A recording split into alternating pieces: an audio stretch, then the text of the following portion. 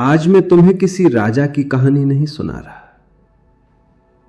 क्योंकि राजा तो इतिहास में बहुत हुए। मैं तुम्हें एक ऐसे मन की बात बताने जा रहा हूं जो सत्ता के शिखर पर रहते हुए भी अशांत नहीं हुआ। याद रखना, अशांति बाहर से नहीं आती, अशांति मन की व्याख्या से आती है। आज का विषय शक्ति नहीं है, आज का विषय संतुलन है। और जिस व्यक्ति की हम बात करेंगे वो इसलिए महान नहीं था कि वो सम्राट था, बल्कि इसलिए कि वो अपने ही मन का स्वामी था। अब ध्यान से सुनो, क्योंकि ये इतिहास नहीं है, ये तुम्हारे जीवन की कुंजी है। उसने धरती के सबसे शक्तिशाली साम्राज्य पर शासन किया और हर सुबह वो सबसे बुरे की उम्मीद के साथ जागता था। मार्कस ऑरेलियस, रोम का सम्राट, सेनाओं का सेनापति, एक ऐसा आदमी जो एक शब्द से जिंदगियां खत्म कर सकता था, लेकिन हर एक दिन वो कुछ ऐसा करता था जो ज्यादातर ताकतवर लोग कभी नहीं करते। वो खुद को याद दिलाता था कि वो मरने वाला है, कि वो सब कुछ खो देगा, कि उसके पास जो कुछ भी है उसकी कोई गारंटी नहीं है।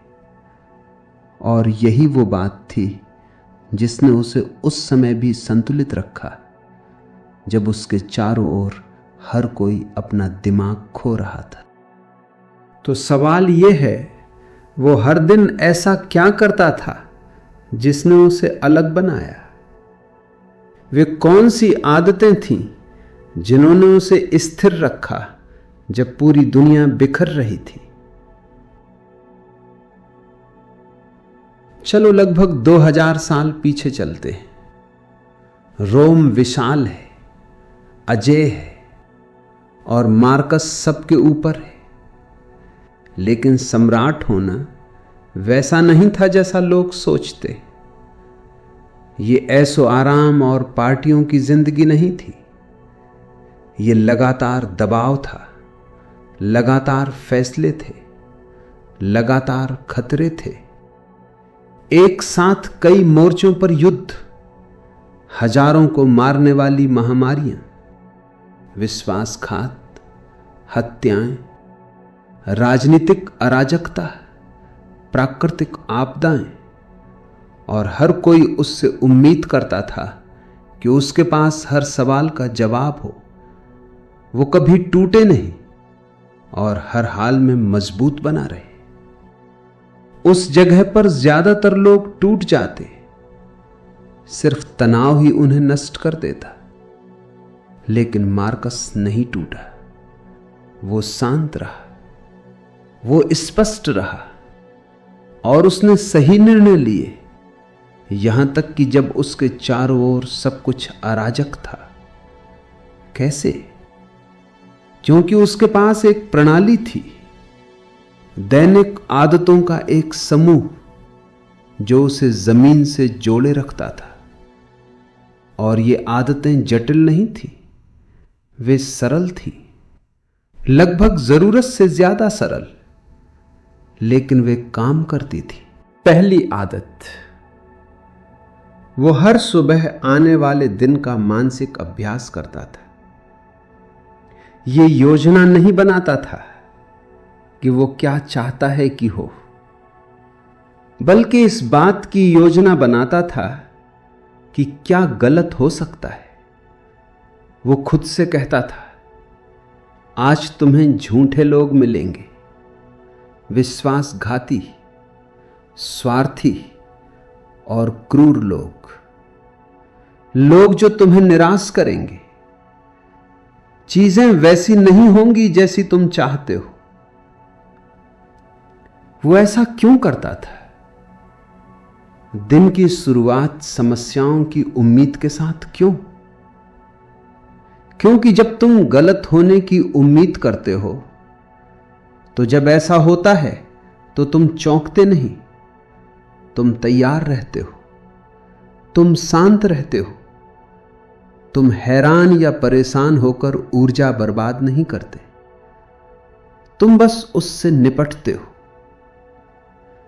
ज्यादातर लोग उल्टा करते हैं, वे उम्मीद करते हैं कि सब कुछ परफेक्ट होगा, और फिर जब वास्तविकता टकराती है, जब लोग उन्हें निराश करते हैं, जब योजनाएं टूटती, वे बिखर जाते, वे गुस्सा हो जाते, हताश हो जाते, कड़वे हो जाते। मार्कस बेहतर जानता था। वो जानता था कि जीवन तुम्हारी उम्मीदों की परवाह नहीं करता, इसलिए उसने अपनी उम्मीदों को वास्तविकता पर रखा, और वास्तविकता में समस्याएं शामिल होती। यह निराशावाद नहीं था, यह तैयारी थी, और इसने उसे एक बड़ा लाभ दिया। जब बाकी सब असफलताओं पर भावनात्मक प्रतिक्रिया दे रहे थे, वो पहले से 3 कदम आगे था, क्योंकि वो मानसिक रूप से तैयार था। दूसरी आदत, वो हर रात लिखता था, चाहे वो कितना भी थका हुआ हो, चाहे दिन कितना भी कठोर क्यों ना रहा हो। वो बैठता था और लिखता था, किसी और के लिए नहीं, सिर्फ अपने लिए। याद दिलाने वाली बातें सीखे, वे सवाल जो उसे खुद से पूछने थे, वे कठोर सच जिन्हें उसे सुनना जरूरी था।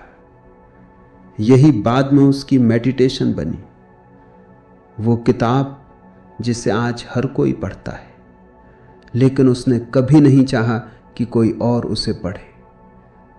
यह उसका खुद से संवाद था, खुद को जवाबदेह रखने का तरीका, जो हुआ उसे समझने का तरीका। लिखने से विचार स्पष्ट होते, कागज पर विचार रखने से तुम अपने झूठ, अपने बहाने, अपने पैटर्न देख पाते हो। मार्कस ने लेखन को आईने की तरह इस्तेमाल किया, खुद को ईमानदारी से देखने के लिए। ज्यादातर लोग खुद को ईमानदारी से नहीं देखते, वे बहाने बनाते, दूसरों को दोष देते, कठोर सच्चाइयों से बचते। लेकिन मार्कस हर रात उनका सामना करता था, जहां वो छिप नहीं सकता था। तीसरी आदत, उसने नकारात्मक कल्पना का अभ्यास किया। हर दिन वो सब कुछ खोने की कल्पना करता था, अपनी शक्ति, अपनी दौलत, अपने परिवार, अपनी जिंदगी। वो सच में उसे महसूस करता था, सच में देखता था। अगर आज सिंहासन चला जाए तो, अगर ये आखिरी दिन हो तो, अगर जिनसे तुम प्रेम करते हो वे कल ना रहे। ज्यादातर लोग इसे उदास करने वाला मानते हैं, खुद को यातना क्यों देना। लेकिन इसका असली असर यह है, यह तुम्हें कृतज्ञ बनाता है, यह तुम्हें वर्तमान में लाता है, यह तुम्हें चीजों को हल्के में लेना बंद करा देता है।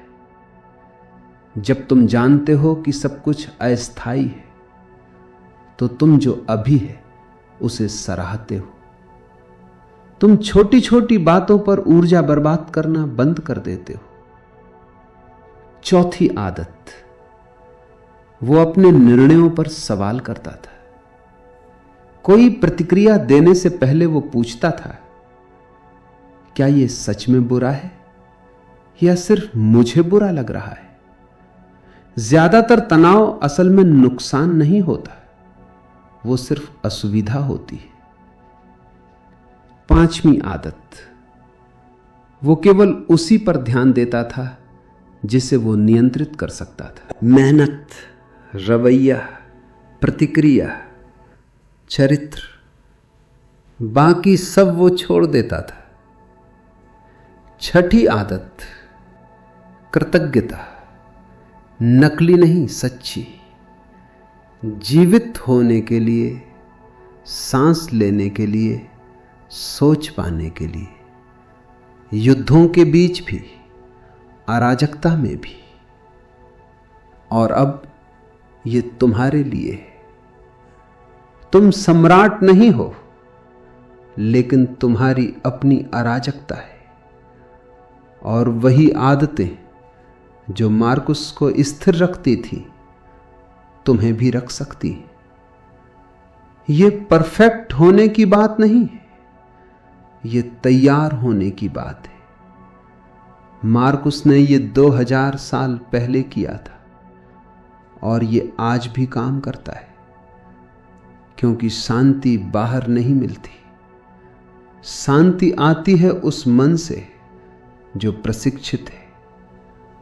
अब जाओ और याद रखना, तुम संसार को नियंत्रित नहीं कर सकते, लेकिन तुम खुद को कर सकते हो।